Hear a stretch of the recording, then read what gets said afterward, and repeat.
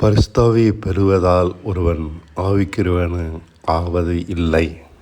ஆவிக்குரியவன் ஆக நாம் தேவனால் கிறிஸ்துவைப் போல நொறுக்கப்பட வேண்டும்.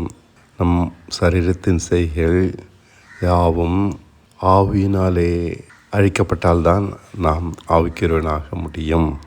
ஆவிக்குரியவன் ஆவது தேவனுடைய பிரயாசம், நம்முடைய பிரயாசம் அல்ல.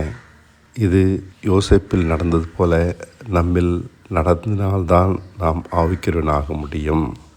ஆவிக்குரியவன் ஆகாத வரைக்கும் நாம் மாம்சத்துக்குரியவர்களே, பாவத்திற்கு அடிமைகள் தான். ஆவிக்குரியவனாக விசுவாசம் அவசியமாக இருக்கிறது, பாடுகள் அவசியமாக இருக்கிறது.